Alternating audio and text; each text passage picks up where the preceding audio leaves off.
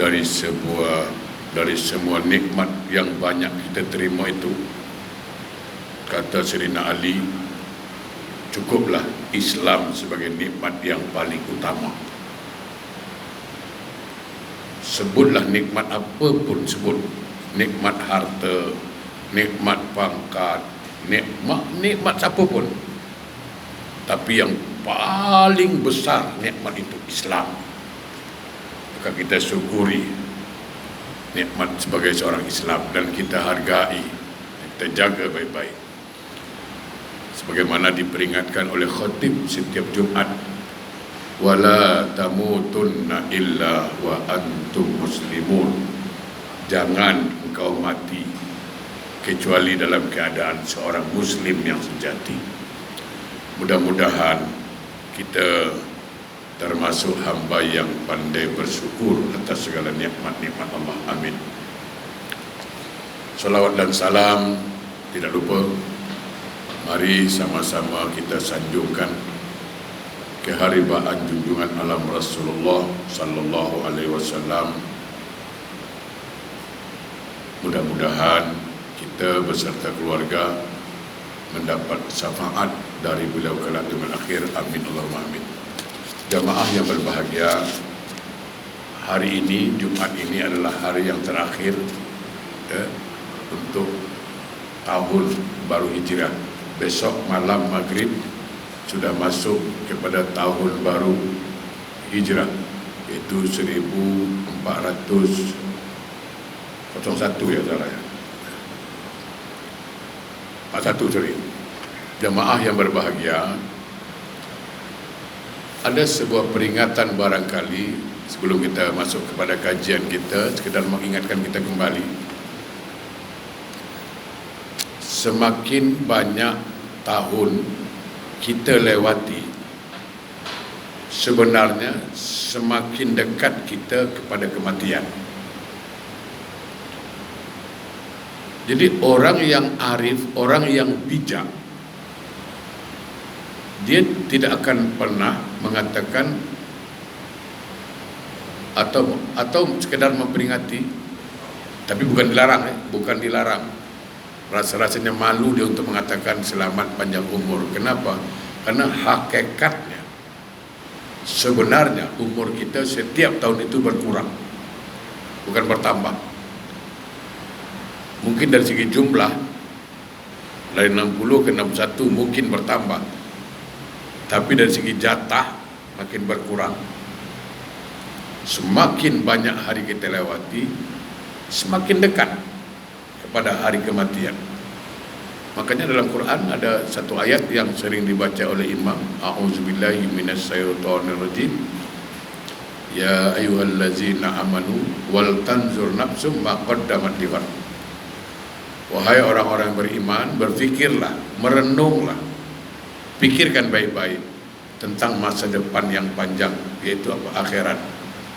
Sekarang kita coba muhasabah sebagaimana yang dipesankan oleh Umar bin Khattab kepada kita semua. Hasibu anfusakum qabla an tuhasabu. Hitunglah dirimu sebelum Allah yang menghitung. Hitung dirimu sebelum Allah menghitung. Pertama, manusia ini ketika meninggal dunia ada dua. Satu, husnul khatimah. Satu lagi, su'ul khatimah, yaitu sebaik-baik akhirat.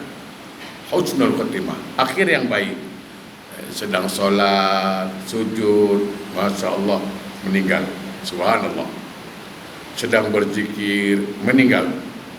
Allahu Akbar. Sedang iktikaf di masjid, sedang berpuasa, meninggal. Husnul khatimah. Yang kedua ada su'ul khatimah. Sedang berjoget-joget, mati dia. Sedang karaoke di klub malam Al-Kalabu Malami, ya kan, mati kan. Sedang minum arak, mati. Sedang belek-belek kartu, ya kan, berjudi, mati. sedang bermaksiat, ketika itu Allah cabut nyawanya, su'ul khatimah. Pertanyaannya yang kita mau renung-renungkan, yang kita nak muhasabah, agak-agak kita ni mati besok su'ul khatimah atau husnul khatimah, sebab kita tak tahu yang akan datang. Jangan heran, banyak orang yang baik pada awalnya tapi jahat pada akhirnya. Tapi lebih banyak juga jahat pada awalnya, baik pada akhirnya. Jadi jemaah yang berbahagia, saya ingin mengatakan apa? Setiap orang, setiap kita pasti punya masa lalu, pasti buat salah. Tapi semua orang punya masa depan yang cerah. Oleh karena itu, sejahat apapun orang itu, jahat macam mana pun dia, jangan lupa pintu surga masih terbuka untuk dia, asal dia bertaubat. Itu syarat mutlak. Jadi kita tak boleh cakap orang, kau ni ahli neraka. Memang, janganlah. Belum tahu Khalifah Umar macam mana. Orang yang sangat benci dengan Rasulullah sallallahu alaihi wasallam, bahkan beliau pernah berniat membunuh Rasulullah, tapi akhir hidupnya macam mana? Ya kan? Dia berjuang, dia bersama Rasulullah, bahkan dikuburkan di sebelah Rasulullah. Orang yang pernah benci dengan beliau, yang cukup jahat, ya. Kita kenal dalam sahabat Nabi ada namanya Abu Zar Al-Ghifari, ya kan? Kalau kita baca kitab hadis, ada nama Abu Zar Al-Ghifari. Abu Zar Al-Ghifari itu nama aslinya Jundub. Itu apa istilah kita Melayu sekarang ni? Tukang ambil duit lah. Itulah. Asal orang lalu ambil duit, tak kasih tampeling. Ada pedagang masuk kawasan itu, Al-Ghifari itu, daerah Ghifari. Itu kau tak serahkan, dia bunuh. Dialah Jundub ni ketua Samsingnya lah. Itu daerah Ghifari itu dia ketua Samsing. Tapi last minute kehidupannya, tengok, dia menjadi sahabat Nabi dan dia balik kampung di Ghifari, dia Islamkan semua kawan-kawan yang Samsing tadi. Tengok. Jadi kita tak boleh kau ni betul tu memang ahli neraka lah. Jangan. Sebaliknya, sebaik apapun orang itu, ingat, pintu neraka pun masih terbuka untuk dia. Kalau dia sombong, ujub, takabur, itu. Jadi pertanyaan kita tadi apa? Apakah kita ini nanti di akhir hayat kita husnul khotimah atau su'ul khotimah? Jawapannya belum tahu. Untuk itulah kita berdoa yang diajarkan Nabi, Allahumma khtim lana ya Allah bihusnil khatimah, ya Allah, akhirilah hidup aku dengan sebaik-baik akhirat, sebaik-baik akhirat. Wala takhtim alaina ya Allah bisu'il khatimah, jangan ya Allah, jangan engkau tutup usia aku, jangan akhiri hidup aku dengan seburuk-buruk akhirat. Itu satu. Yang kedua, ada sebuah hadis yang menjelaskan man akhiru kalamihi minad dunya la ilaha illallah dakhal jannah.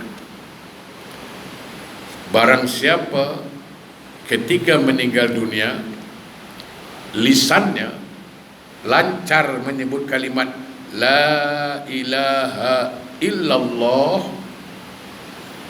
surga tempatnya. Pertanyaannya kita sekarang, soalannya sekarang, apakah ketika kita sakaratul maut lisan ini boleh menyebut kalimat itu? Itu pertanyaan. Suasana kalang kabut.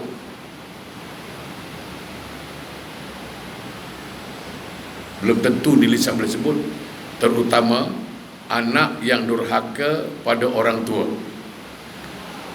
Ada sebuah hadis sekedar mengingatkan balik, riwayat Ibnu Hibban, sukhti ummihi hajaba lisanahu an sa'adati la ilaha illallah.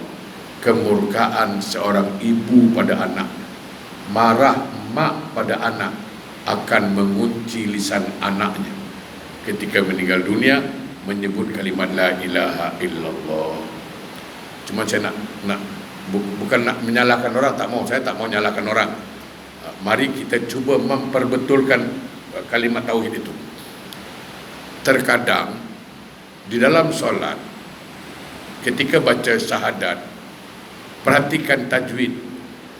Kan ada yang baca tu, baca at-tahiyatul kan, at-tahiyatu mubarakatuh, habislah pas syahadat, asyhadu an la ilaha illallah wa asyhadu anna muhammadar rasulullah. Itu salah.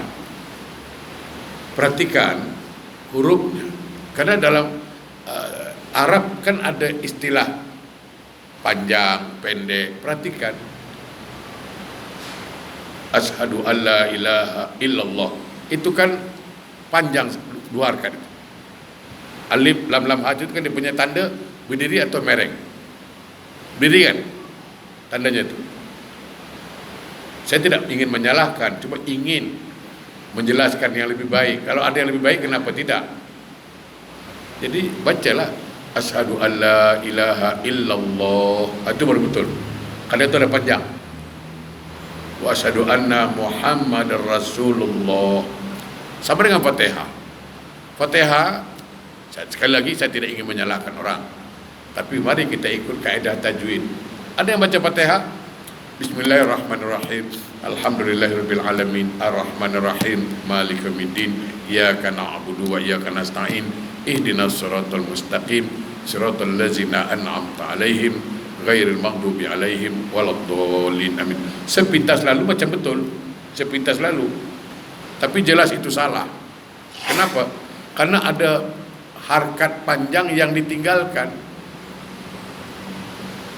Baris bawah bertemu ya, itu hukumnya apa? Kan dipanjangkan. Bukan lama pun panjangnya, sikit je. Jadi kalau dibaca bismillahirrahmanirrahim, salah. Betul kan sikit? Bismillahirrahmanirrahim, alhamdulillahirabbil alamin. Supaya dia berlaku hukum tajwidnya. Alhamdulillahirabbil alamin, arrahmanirrahim, maliki yaumiddin. Jadi tajwidnya tak dilanggar. Ini kita langgar tajwidnya. Jadi kita, kalau boleh kita memperbaiki bacaan, kenapa tidak, sambil ngaji, sekedar mengingatkan. Sama dengan selawat. Berapa banyak selawat orang baca? Selepas baca syahadat, asyhadu an la ilaha illallah, asyhadu anna muhammad rasulullah, Allahumma salli ala, Allahumma salli ala, itu tidak betul. Karena shadnya tidak sabdu. Allahumma salli ala, shadnya sabdu kan? Dia tidak.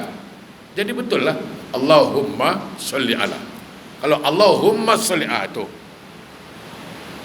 kalau Allahumma salli ala, berarti shadnya itu ada sabdu, tasdid di situ. Dia tidak ada.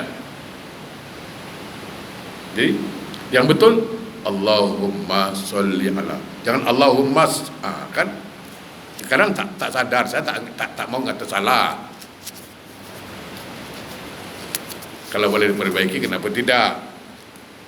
Ya kan? Apalagi contoh ketika i'tidal.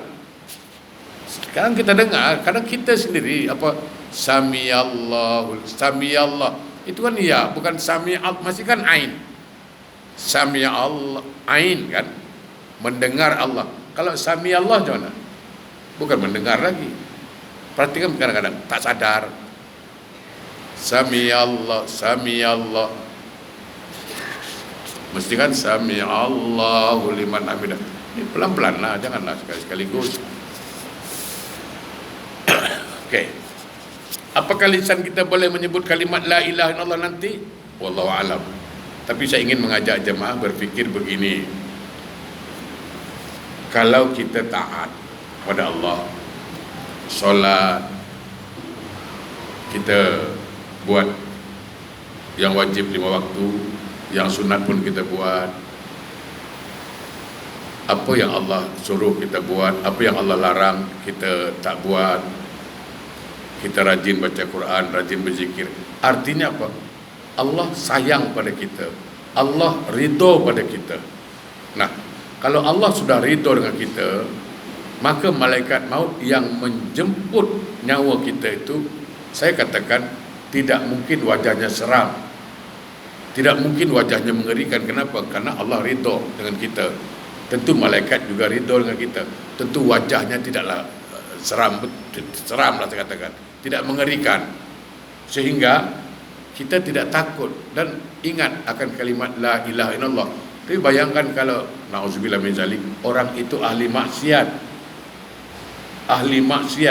solat tidak, mengaji tidak, baca Quran tak tahu, hari-hari maksiat, Allah murka dengan dia. Bagaimana malaikat mau datang? Tentu dengan muka yang marah, muka seram. Kita saking takutnya melihat wajah malaikat tu sampai tak pandai sebut lagi dah. Itu. Yang ketiga, jemaah, di dalam kubur ada soalan. Pertanyaannya, apakah nanti kita boleh jawab soalan itu? Itu soalan. Dan itu pasti dijawab. Dan soalannya selalu saya ingatkan itu kan bahasa Arab. Kalau ditanya bahasa Melayu bolehlah sikit. Siapa Tuhan kau? Nabi kau siapa? Senang. Dia tanya bahasa Arab. Kita tak tahu cakap Arab macam mana. Jangan cakap Arab, cakap Melayu pun dah tak boleh. Makanya di dalam kitab dalam kitab Tanbihul Ghafilin itu dijelaskan salah satu fadilah solat, ini selalu saya sampaikan, salah satu fadilah solat, salah satu keuntungan orang yang solat adalah solat itu jawabul munkar wa nangkir. Solat itulah yang akan menjawab semua soalan munkar dan nangkir. Kita tak jawab kerana kita dah, jasad dah tak berfungsi, dah tak boleh jawab. Makan dah tak boleh, bercakap apa pun dah tak boleh. Siapa yang jawab? Solat.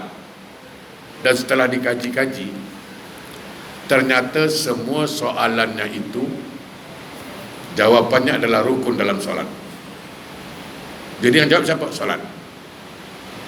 Ketika ditanya ma rabbuka, siapa Tuhan, maka takbirnya datang. Itu rukun, takbiratul ihram. Rabbi Allah, Tuhanku Allah. Kenapa? Karena dia wajib mengucapkan kalimat Allahu Akbar setiap hari.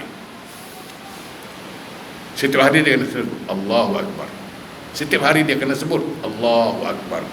Takbirnya datang. Ketika ditanya man imamuka, siapa imammu, maka akan terjawab Al-Quran imami, Al-Quran imamku. Kenapa? Karena dia wajib baca Quran dalam solat, suratul Fatihah. La solata liman lam yaqra bi fatihatil kitab. Tidaklah sah solatnya kalau tak baca Fatihah. Jadi bacaan Qurannya datang, Fatihahnya datang. Man nabiyuka, siapa nabimu, dia wajib baca solawat dalam solat. Allahumma salli ala Muhammad. Solawatnya datang, Muhammad nabiku. Man ikhwanuka, siapa saudaramu, dia wajib baca sesaat akhir, assalamu alaina wa ala ibadillahi sholihin. Orang soleh saudaraku. Man kiblatuka, mana kiblatmu, dia wajib menghadap kiblat setiap hari. Maka terjawab. Bayangkan kalau tak solat, siapa nak jawab? Jangan. Dia tak solat, siapa nak jawab? Contoh lah, selalu saya kasih contoh. Kita panggil isteri, Dek, duit belanja abang letak kat meja. Duit belanja kat meja tu. Kita pun mengamuk lah. Duit belanja kat meja lah. Darah tinggi pun naik. Bayangkan kalau malaikat tanya macam mana? Ma rabbuka, man nabiyuka, tak darah tinggi ke malaikat tu. Didebik satu-satu sampai kiamat. Jangan main-main. Don't try at home. Semua soalan kubur. Nah, kubur itu ada dua keadaan, satu sempit, satu lapang. Kalau dia sempit, dalam riwayat dikatakan saking sempitnya kubur itu bertemu tulang rusuk kiri dengan tulang rusuk kanan, sehingga berbunyi macam kucing makan tulang, saking sempitnya. Tapi kalau lapang, sejauh mata memandang. Kubur itu lapang sejauh mata memandang, tergantung siapa yang di dalam. Pertanyaannya, kubur kita besok lapang atau sempit, itu kan masalah lagi. Itu dari sekarang kita renung, dari sekarang. Nanti di akhirat ada pemberian kitab amal. Ada yang terima tangan kanan, insya Allah surga. Yang terima tangan kiri, neraka. Kira-kira nanti yang terima kitab kita ini kanan atau kiri, belum tahu. Dan tempat terakhir, ini pilihan terakhir. Manusia tempat dua, satu surga, satu neraka. Apakah kita akan masuk ke surga atau neraka? Belum tahu. Tapi saya ingin mengingatkan di sini, lebih tegas di sini. Kalau kita masuk surga, itu atas rahmat Allah, murni rahmat Allah. Tapi kalau kita masuk neraka, jangan salahkan Allah. Nabi cakap dalam sebuah riwayat, kalau engkau masuk surga, itu kena rahmat Allah. Tapi kalau engkau masuk neraka, salahmu sendiri. Allah melarang kita masuk neraka. Saya kasih contoh supaya boleh paham, lebih mudah paham lah. Kalau kita naik MRT, saya di sini kurang paham. Kat Bugis lah, Bugis MRT senang, sana selalu orang naik lah. Kalau kita naik MRT dari Bugis, satu arah Jurong, satu arah Pasir-Ris, okay. Dua arah yang berlainan. Sekarang kita nak ke mana? Itu pertanyaannya. Saya nak ke Jurong, okey. Kalau nak mau ke Jurong, maka ambillah MRT yang arah ke Jurong. InsyaAllah sampai, ya kan? Tapi kalau kita tanya, awak nak ke mana? Saya nak ke Jurong. Tapi dia ambil MRT arah Pasir-Ris, sampai tak ke Jurong? Tidak. Karena jalan yang tembus salah. Walaupun kita berdoa, ramai-ramai satu Singapura berdoa, ya Allah, sampaikanlah dia ke Jurong, sampai ke Jurong, sampai ke Jurong. Sedangkan dia ambil MRT arah Pasir-Ris, agak-agak sampai tak? Jangan cakap kalau Allah mau, kalau lagi kau cakap kalau Allah mau, Ustaz, kau ni betul lagi. Ya kan? Kadang-kadang ada tu, kalau Allah berkehendak, Ustaz. Bayangkan,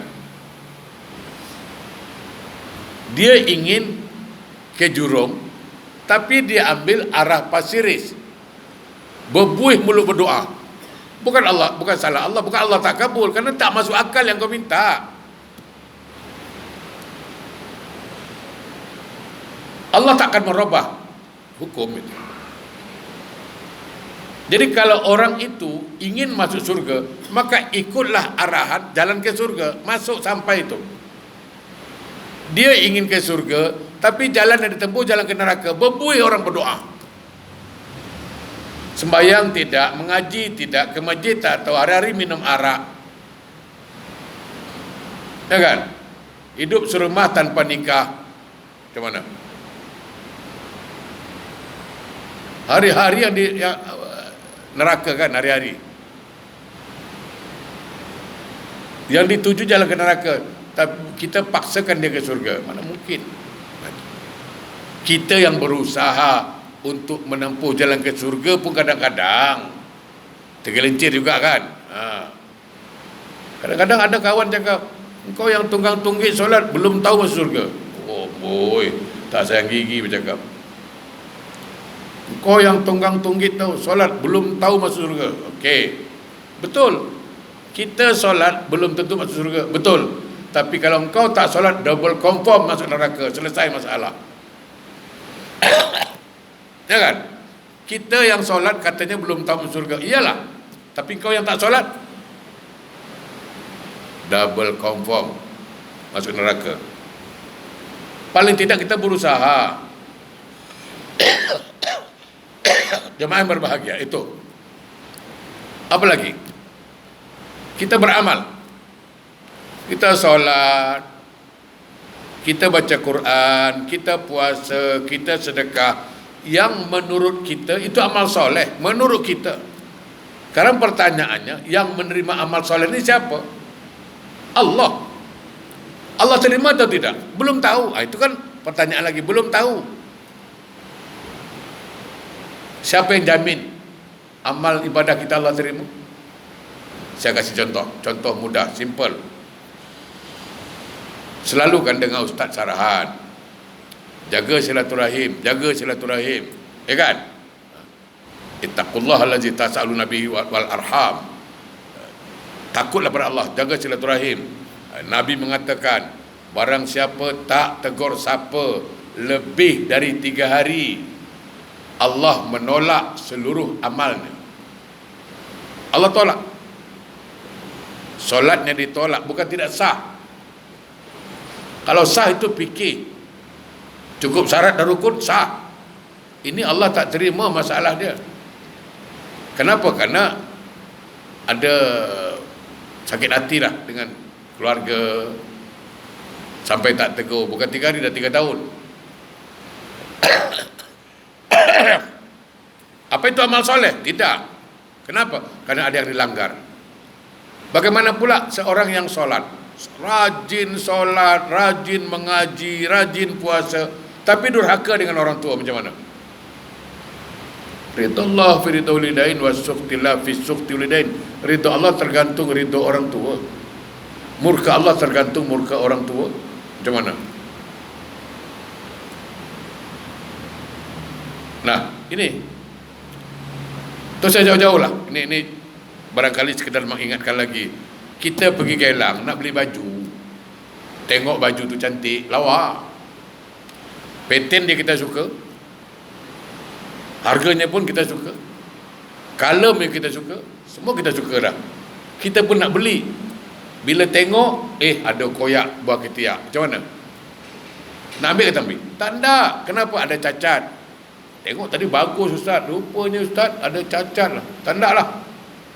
Kita pun mau barang baik, babe. Tak mau barang salah, tak mau barang cacat. Ingat Allah tak tahu ke barang baik, ya kan? Kalau kita boleh terima, tak terima barang cacat, barang rosak, Allah mau terima ke? Ada orang solat tapi ujub, ada orang solat tapi riak, ada orang solat tapi tunjuk-tunjuk. Baca di FB, medsos, media sosial FB, bangun tahajud. Dia nak cakap dia sedang tahajud, tidak, teman dia itu apa? Alhamdulillah, walaupun berbuka dengan ikan masin, nikmatnya tidak terkata. Asal kau cakap gitu, kau sedang bercakap apa? Aku puasa hari ini, itu kan? Alhamdulillah, walaupun mengantuk-mengantuk dapat juga baca Quran 5 halaman. Apa salah kau cakap gitu? Ustaz, dia nak dakwah Ustaz. Alhamdulillah lah, tapi agak ragu jugalah betul tidaknya. Kalau niatnya riak, tunjuk-tunjuk, bukan amal soleh, amal salah. Kalau niatnya ikhlas, insyaAllah untuk ngajak orang, alhamdulillah lah. Tapi kan yang tahu niat itu kan Allah dengan dia, kita tak tahu, kan? Kita sedekah, niatnya macam mana? Nah, oleh karena itu ulama mengatakan,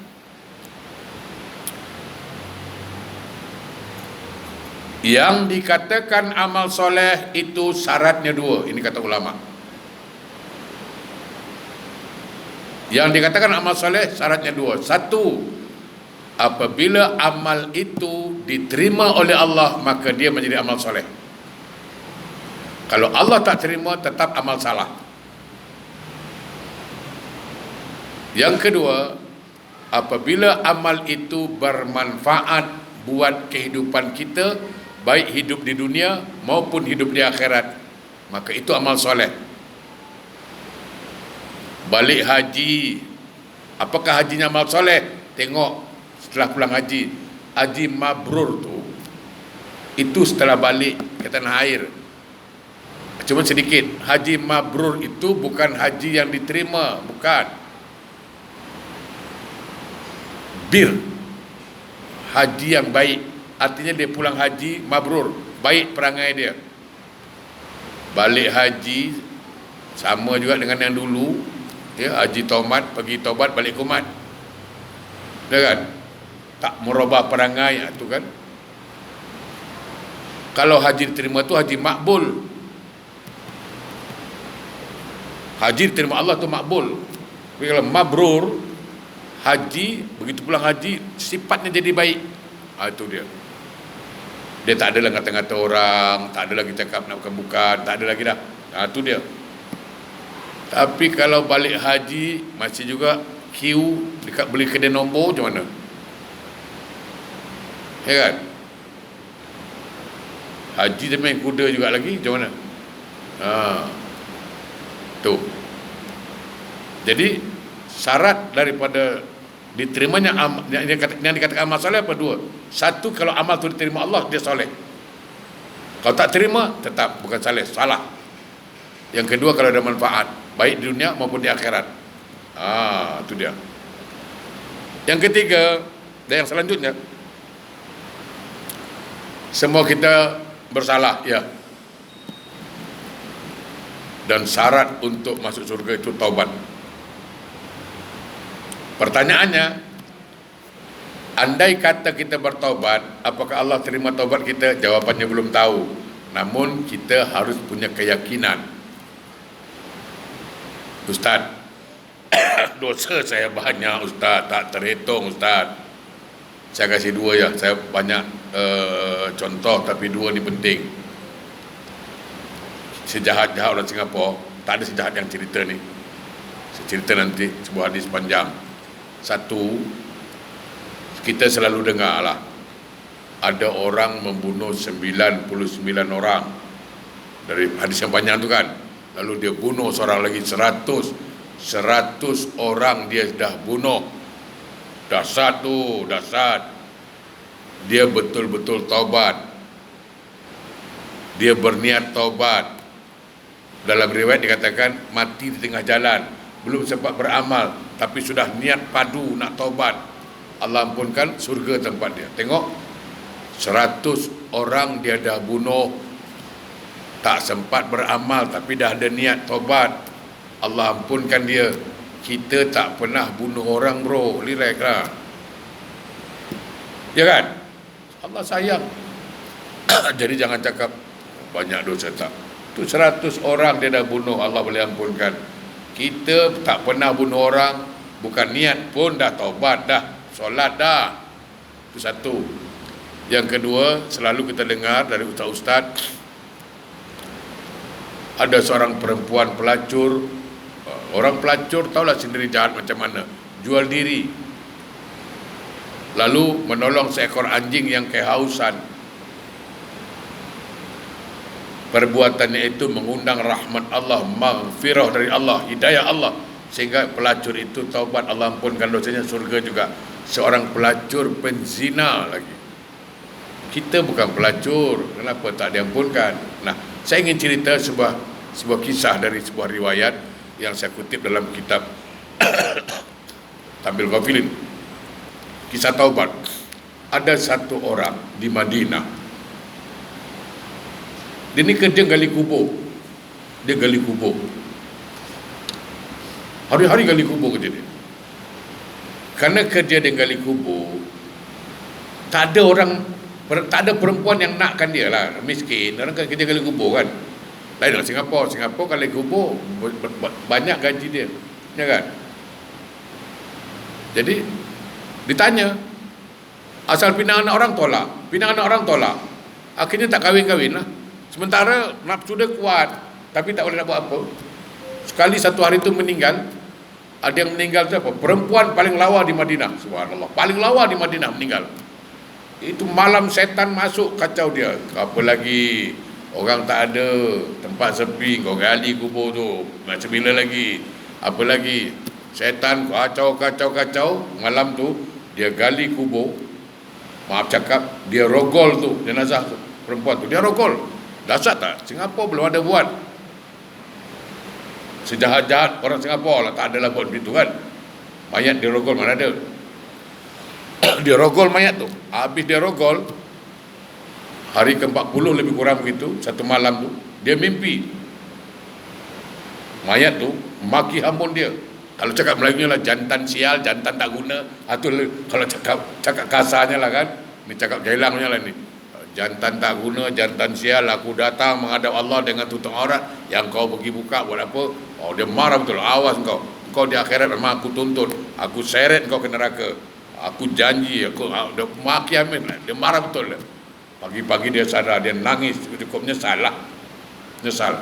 Oh, dia betul-betul menyesal habislah perbuatan dia. Dia pergi rumah Rasulullah. Nabi dalam rumah, Umar ada depan pintu. Putra Umar ada depan pintu. Dia menangis. Umar tengok, kenapa kau nangis? Maya Beki, kenapa nangis? Makin kuat dia menangis. Umar pun ikut menangis. Tapi Umar tak tahu kenapa pasal nangis. Pokoknya aku nangis juga lah.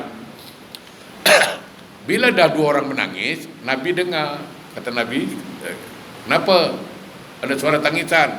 Umar, siapa tu? Ini ya Rasulullah. Ada ni pemuda ni datang menangis. Kenapa? Tak tahu pula. Kau tak tahu kenapa kau nangis pula? Nabi tanya, apa pasal kau nangis? Ya Rasulullah, dosaku banyak betul ni. Aduh, hai, berat. Mana yang berat dari gunung-gunung yang ada, bukit-bukit yang ada? Berat dosaku lagi. Oh, mana yang banyak dari bintang-bintang di langit? Oh, banyak dosaku lagi. Apa dosa kau? Punya dahsyat. Ini ya Rasulullah, aku ni penggali kubur. Tak ada orang nakkan aku. Sekali meninggal, mati satu perempuan yang paling cantik kat Madinah ni. Aku digoda-goda, tergoda, aku gali kubur dia, aku merogol dia. Nabi dengar, Nabi marah. Jadi mayat tu kau rogol? Oh, Nabi tu manusia juga pun dengar macam ini. Macam mana kalau kita ustaz cakap itu? Ada orang jumpa ustaz, saya dah rogol mayat tu ustaz. Ustaz cakap, orang hajar, pergi kau. Mungkin mengamuk kan, sama Nabi marah pun. Nabi, kau rogol mayat tu? Iya ya Rasulullah. Panas neraka, kau hantar pagi-pagi ke rumah aku lah. Pergi jauh. Itulah. Nabi usir dia. Tapi si laki-laki ni, dia minta dengan Allah, dia tak putus asa. Wala ta'asu min ruhillah. Dia jangan putus asa rahmat Allah. Dia minta, ya Allah, aku tahu aku salah, aku tahu aku buat dosa besar. Aku pergi jumpa Nabi engkau, Nabi engkau tolak ya Rasulullah. Ya Allah, padahal terima taubat engkau. Ya Allah, aku betul-betul menyesal, betul-betul taubat. Kalau andai kata engkau terima taubat aku, ya Allah, engkau bagi tahulah Nabi engkau. Maka turun Jibril. Allah suruh Jibril pergi jumpa Rasulullah. Kata Jibril, Muhammad, Allah kirim salam.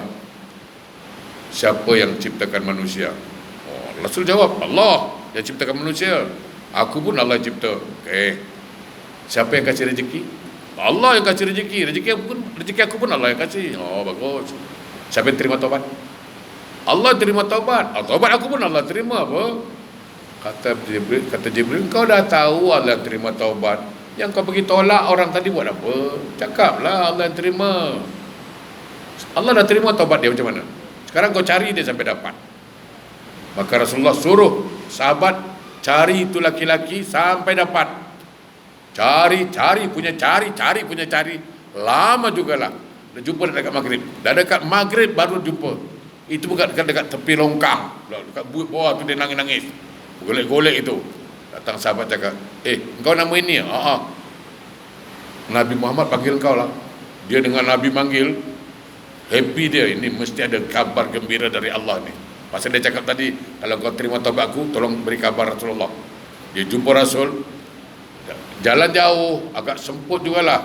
Nabi sedang solat,